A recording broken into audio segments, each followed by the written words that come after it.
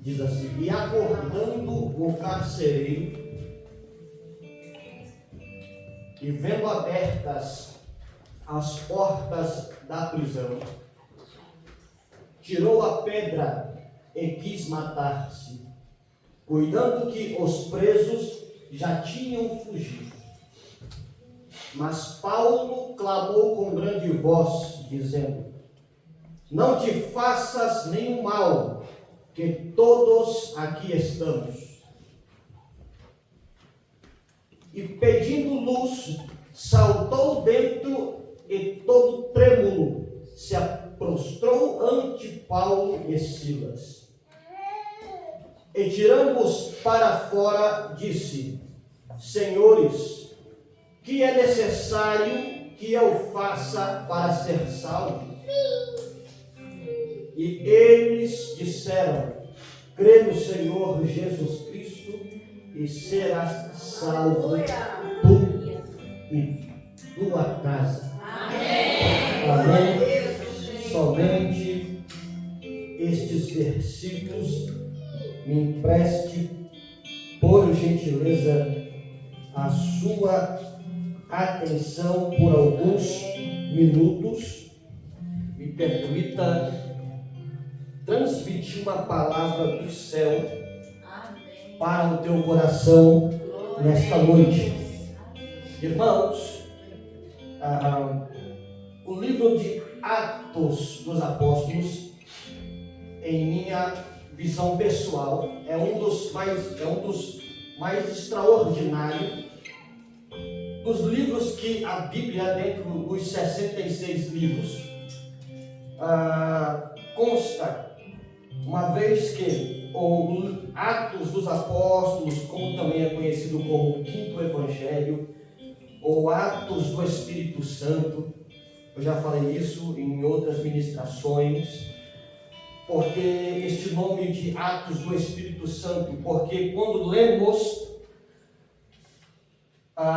os capítulos de Atos dos Apóstolos, nós vemos a manifestação do Espírito Santo de Deus de uma forma marcante e extraordinária, se fazendo uso de homens das piores qualidades, de instruções elevadas, outros que não tinham muita instrução, mas de qualquer forma o Senhor, Ele se utilizou destes homens para que a pregação do Evangelho ela fosse feita de forma eficaz, e foi feito uma vez que até hoje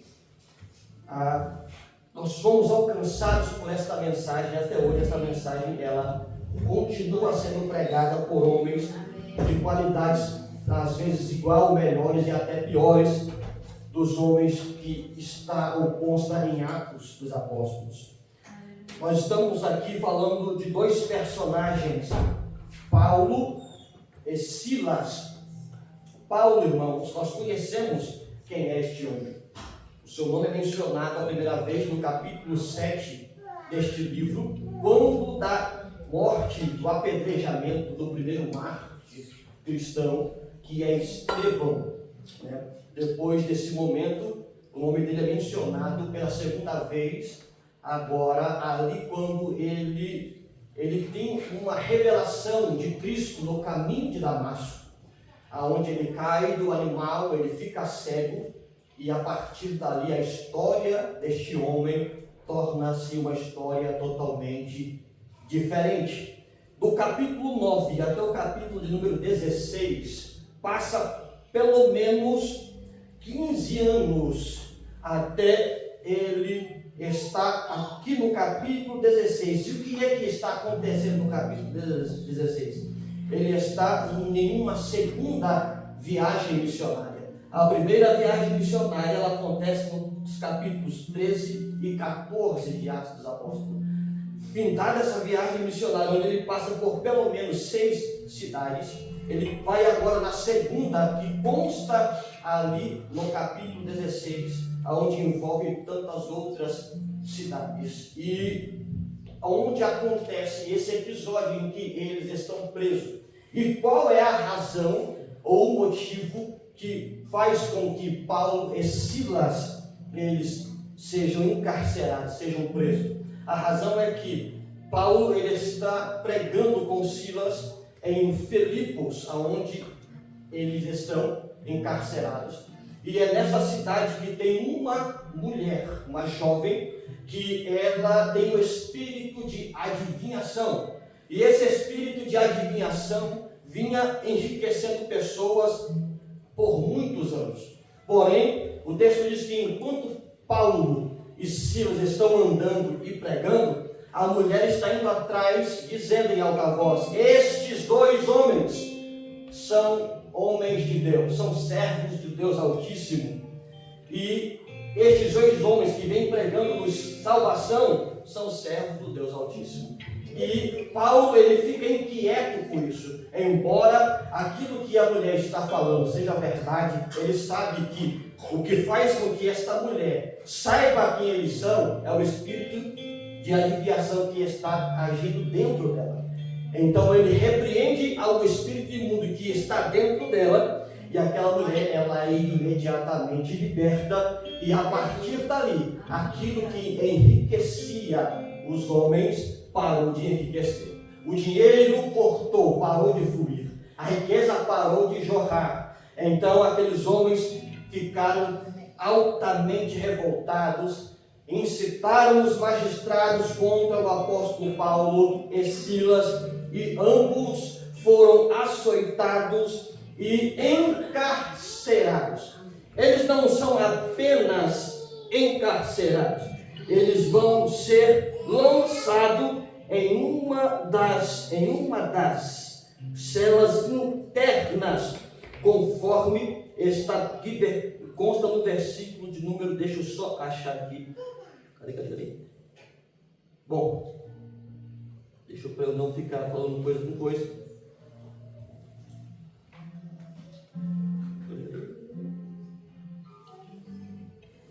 Lançaram no cárcere, aqui.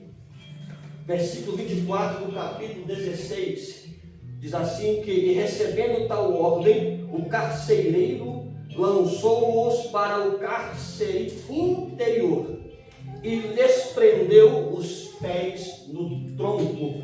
Ou seja, tem duas coisas aqui, ou até mais que duas, que nos chama a atenção, que são detalhes importantes que envolvem esses acontecimentos na vida de Paulo e Silas. E o que é? O primeiro é que o carcereiro, ele os lança em um cárcere interior, e lá dentro eles são presos com as pernas, os pés, ou seja, eles estão acorrentados. Por qual razão? Unicamente porque aquela mulher que gerava dinheiro, o espírito imundo que operava na vida dela, ele foi expulso e a mulher foi liberta, e parou-se de gerar lucro para aqueles homens. O fato, irmãos, de Paulo e Silas estarem no cárcere interior, ou seja, não é apenas um cárcere normal. Existia o cárcere normal e existia o cárcere que estava além do normal, aonde as pessoas que ficavam mais para dentro eram tratadas como se elas fossem de altíssimas periculosidades. Eles tinham medo de que essas pessoas saíssem e causassem algum dano, para as pessoas da cidade. Então, quando este homem os coloca para dentro deste cárcere interior, traz essa intenção, faz-nos pensar dessa forma. Por qual razão? Qual é o perigo que Paulo gerava? Obviamente, irmãos, não havia perigo nenhum, porque a ferramenta que eles se utilizavam para falar era simplesmente a boca que eles tinham e um coração que estava aquecido pelo poder do Espírito Santo de Deus. As pessoas, irmãos, elas sabem que um homem e uma mulher cheios do Espírito Santo de Deus podem causar um dano irreparável no mundo espiritual. Aqueles homens são lançados lá dentro na intenção de que jamais escapariam, certamente jamais sairão de lá. E eu torno a dizer aos irmãos, não é apenas um cárcere normal, é um cárcere além do normal, é um cárcere que está num nível muito maior. O que isso me faz pensar? São às vezes circunstâncias que a vida nos leva a viver, ou até que Deus nos permite a passar. Que provas são essas, pastor? São provas além do normais. São provas que não são provas comuns, são provas que vai além do comum. Não são provas que pessoas normais passam, mas parece que são provas que vai além daquilo que eu já outrora pensei. Eu jamais imaginava ir para uma masmorra, eu jamais imaginava ir além da cela normal. A gente até aceita, irmão, às vezes algumas provações. Existem provações que nós até aceitamos, que nós olhamos, quer saber, eu vou aceitar essa provação aqui, porque é mais fácil aceitar, mas às vezes o Senhor permite-nos passar por provações que nós jamais imaginaríamos que passaríamos por ela, que jamais algum dia eu estaria envolvido nesse cenário. Já pensou? Eu até ser preso em uma cela comum, está tudo bem agora, e para uma solitária, uma prisão de segurança máxima, aonde tem pessoas ali diariamente me guardando. Isso jamais passou pela minha mente. Mas Deus, Ele não está olhando apenas para os conflitos que existem dentro de nós. Deus não está olhando apenas para o pensamento que nós estamos tendo, as crises que nós estamos vivendo. Por quê? Para quê? Como foi? Onde está talvez a legalidade que eu abri para chegar aonde eu cheguei? Deus, irmãos, Ele não está pensando nisso por qual razão? Porque o Senhor está olhando que nesse cenário, aonde você foi dirigido e você foi lançado neste mesmo lugar, tem pessoas neste lugar, tem vidas neste lugar. E que pessoas são essas?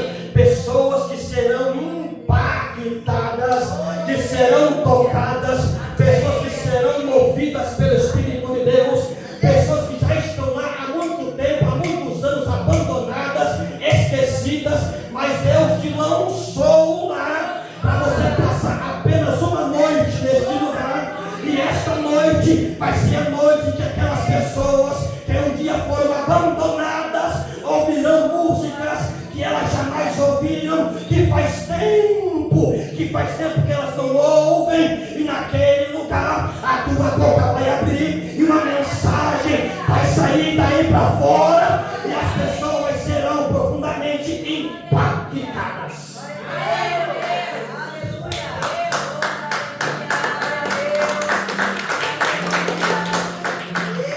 Irmãos, quando o apóstolo Paulo chega lá, já tinha gente, quando o apóstolo Paulo e Silas chegou lá,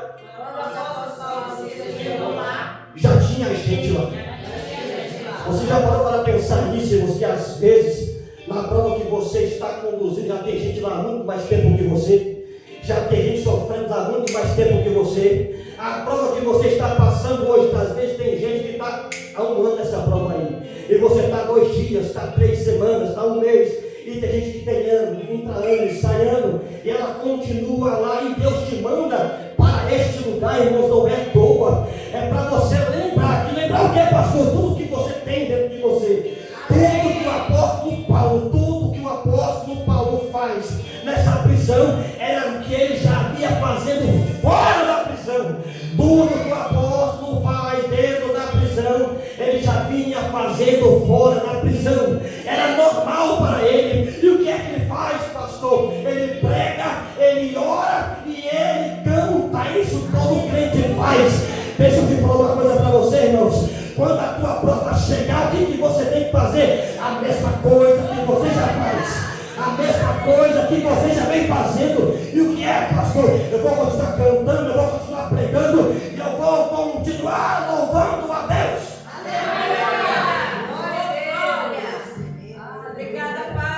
Aleluia. Não tem nada de novo. Não tem nada de extraordinário ali. Tudo que ele faz já vinha fazendo. Tudo que ele faz, ele apenas continua fazendo, continua exercendo. E a mesma coisa que Paulo está fazendo, enquanto Paulo está fazendo a mesma coisa que ele faz há anos, Deus continua fazendo a mesma coisa que ele vem fazendo há anos. E o que é, pastor? Agir.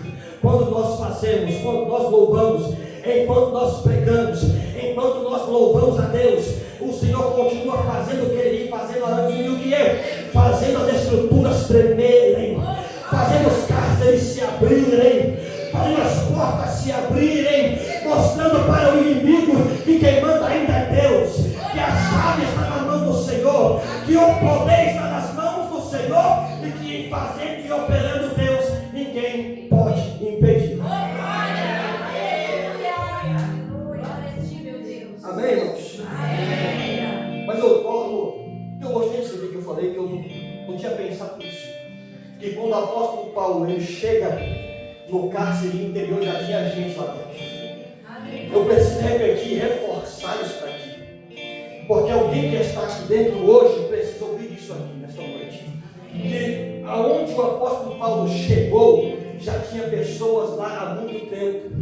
E o lugar que talvez, aonde você está entrando agora, que talvez é uma zona, é uma prova que você jamais tinha chegado neste lugar. Já tem gente lá muito antes de você. E você precisa olhar para fora e não apenas para dentro.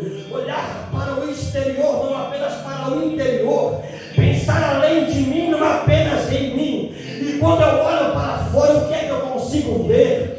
Quando eu olho ao meu redor, com que é que eu estou lidando?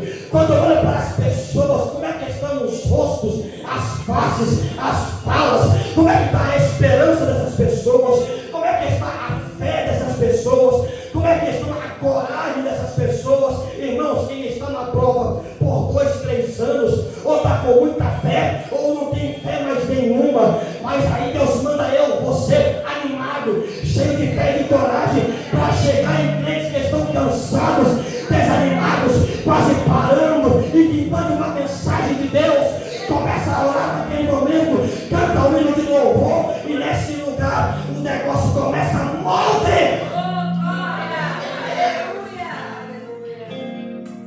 Tem alguém aqui comigo, irmãos? Aleluia. Glória a Deus.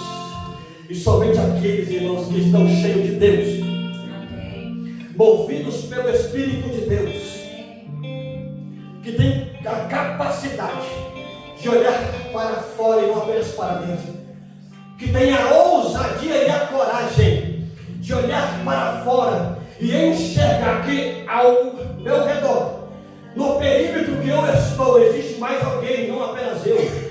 Tem mais alguém na mesma prova, irmãos. Tem mais alguém no mesmo deserto. Tem mais alguém sofrendo igual a você. Tem mais alguém que está se arrastando, que está desanimado, tendo questões na alma, no interior, e sem respostas. E às vezes a resposta quem tem é você, que Deus está conduzindo para este lugar. Amém? Você está pegando a mensagem aí ou não? Amém. Glória a Deus. Aleluia. E o que acontece? O que está acontecendo aqui? O apóstolo Paulo, Silas, chegaram a uma conclusão rápida. E qual era a conclusão? Bom, o dia está passando, já é meia-noite. Estamos acorrentados. Estamos presos no cárcere interior. Daqui não tem como sair. Eu já não consigo fazer nada para mudar isso aqui. Reclamar não vai resolver.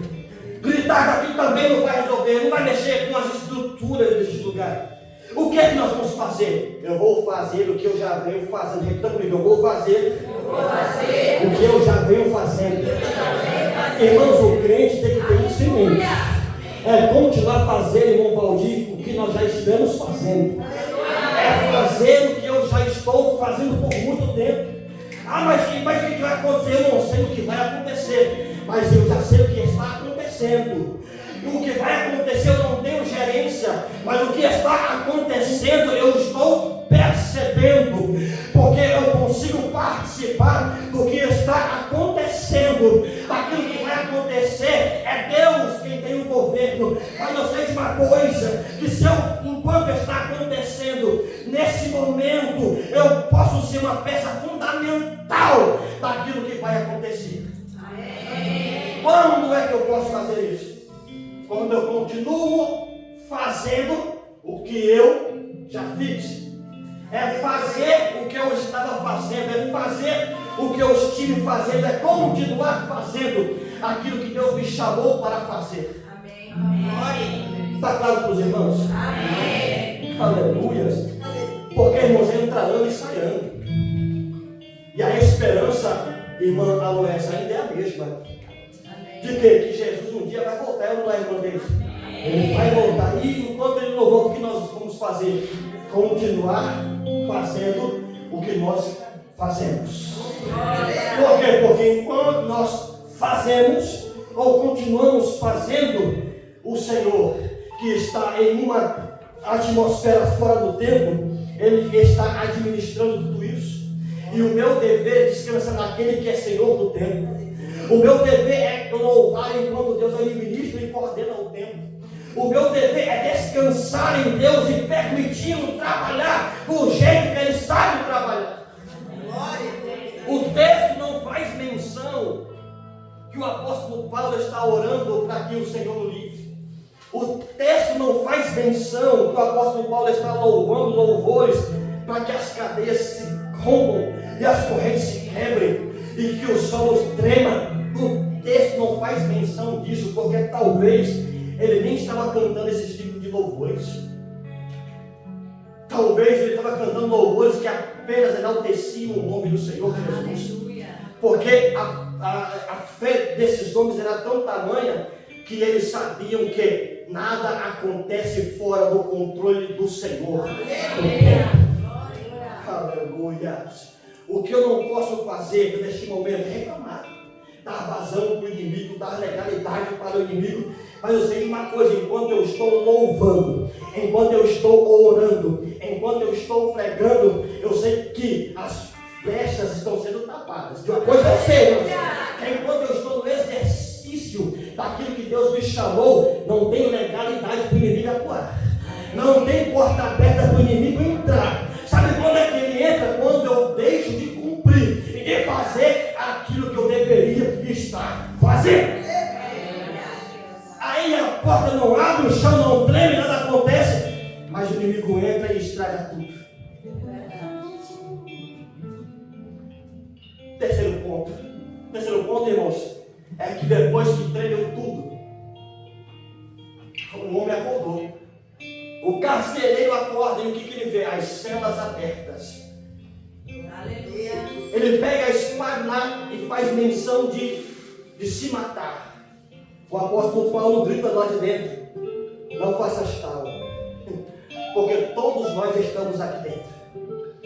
O interessante é que Paulo não está falando apenas dele e de Silas, porque não foi apenas a cela de Paulo que foi aberta, foi de todos os homens que estavam presos. Mas o que aconteceu foi tão extraordinário que os homens que estavam presos, mesmo com a cela aberta, eles não vão embora. Por qual motivo? Porque a experiência que eles têm foi tão tamanha que eles ficam extasiados, não sabem o que fazer e preferem ficar onde estão. Se tem uma coisa, irmãos, que paralisa o homem, que faz com que a pessoa ela fique refletindo em profundas reflexões, é quando a presença de Deus ela adentra no ambiente e ela mexe no interior